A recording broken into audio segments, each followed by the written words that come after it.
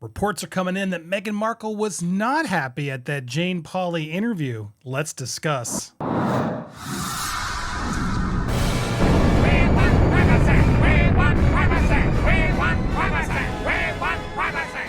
Welcome to Popcorn Palace. I am Andy Signar. Now, I want to hear your thoughts on this because a lot of you are like, she knew exactly what was going on. This question, of course, was going to be asked.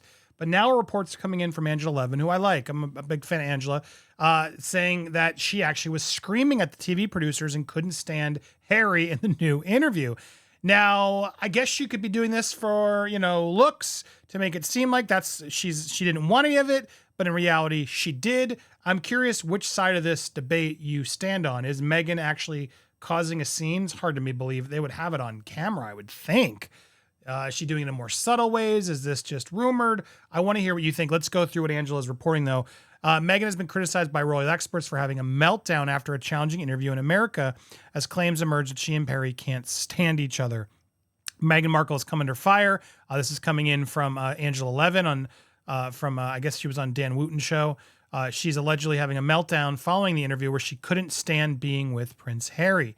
Angela shared her take, saying the Duchess was screaming and very annoyed post-interview. Why wouldn't they film that, though? That's where I'm stuck. CBS, of course, would film that. I think they would turn on her if they had Meghan Markle screaming. She's too buttoned up to be screaming in front of the cameras. So let's keep reading. In the CBS interview, Jane Pauley questioned Meghan about her previously disclosed suicidal thoughts, which she'd revealed her talk with Oprah. Despite Meghan confusing she wasn't expecting the question, was she though? Angela alleged that Meghan was far from happy afterwards. Angela stated after the interview was over, she was apparently screaming to the producers, very, very annoyed at what they had asked her.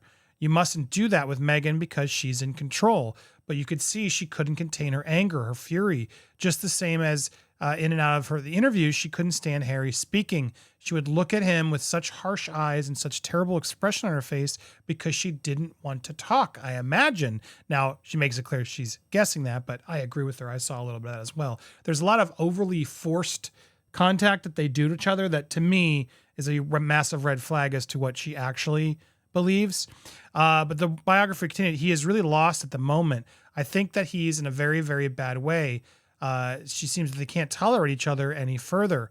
Their deeply emotional conversation with Jane marked their first TV appearance since 2021. It's true, all to launch the Parents Network, which again, I've been very loud about trying to figure out what the heck are they actually doing with this network? How are they actually helping parents? We shall see. But body language expert Judy James provided the Mirror with her analysis, specifically highlighting 3 gestures from Meghan that betrayed her inner feelings. She observed, as Meghan shares her own story of suicidal thoughts, she performed several hair-preen rituals and a wry, mirthless smile that suggests she is being politely brave. 100% on this. There's a lot of like, what? You're going to cross me? That I saw as well. Expanding on this, she added her hand goes out to hold Harry's leg as though seeking his support, although he sits relatively still with his head cocked, watching her face with what looks like concern. Like, you open this up. How are you going to handle this one, girl? Judy also shared her observation on Harry's reaction, saying when he looks down, his fingers rub together in what looks like anxiety, as Meghan describes what she has overcome after not being believed. 100%. God, they put so many damn ads on this site. It's hard to get to actual stuff. So look, I believe the body language. I believe she was upset after, and I do like Angela Levin for the most part, but I do wonder, is this one a little too far-fetched for me? I don't know. What do you guys think? Because there's 2 narratives going on here, and I always try to be fair here, and I'd be curious to see what Angela says. There's one narrative, which is, of course, Meghan knows that question was going to ask, because as Angela even says, Meghan likes to be in control. Did she really allow Jane Pauley to ask a question that wasn't approved? Would she have agreed to such an interview? That's point 1. Of course, she's playing surprised when she knew well and good that's what the headline was going to be after the whole thing was done, to open up this whole can of worms and to re-victimize herself. Are we supposed to play like that wasn't the goal all along? Now, I mean, like, annoyed, I could believe, but screaming at producers, I mean, look, I could believe it.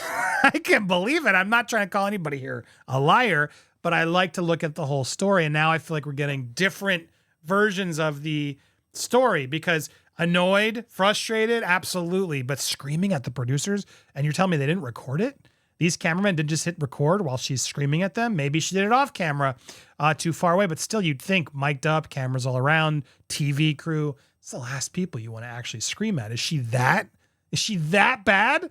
And if she's in that control where she can freely scream at TV producers, why wouldn't she then know the questions? So that's why I'm a little hesitant to say she'd go this far, but maybe Angela's source is just a little overexcited. Angela definitely isn't a fan of Harry and Meghan. I'm not going to lie. She doesn't, but she's reported a lot of good stuff as well. After the interview was over, she was apparently screaming at the producers, very, very annoyed at what they'd asked her. And screaming could just be, why'd you ask me that? I didn't want to hear it. We know I had a deal. And screaming maybe a little extreme. You mustn't do what Meghan, because she's in control. Exactly. So if she's in control, wouldn't she know all the questions? I don't know, guys. What do you think?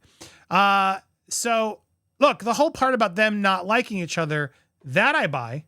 That I think Angela's spot on in that regard. I think everyone is. The body language expert, anybody with human eyes can see these two aren't getting along. They're stressing, and they're out there doing what they can. And the reason they got this whole interview in the first place and got Jane Pauley to play a game and do all the stupid things is because it was the first interview with the two of them. This is clearly a get. Like them or not, they are a get. We talk about them. Others talk about them. Magazines pick them up for a Sunday morning show that's not typically viewed as widely. Getting an exclusive with Harry and Meghan is a get. And let's be clear, though, at the same time, CBS Sunday Morning is not a massive place to do it. They could have gotten the Today Show. They could have gotten other ones that I'm sure would have been better, but they settled on CBS Sunday. And they clearly knew all right, we'll get somebody to do it, but ideally not as big as they probably hoped for this launch. So look, there's a lot of politics at play. There's a lot of emotions at play. At the end of the day, yes, I do believe they're showing a disdain for each other. I do believe she was frustrated and annoyed by potentially the interview.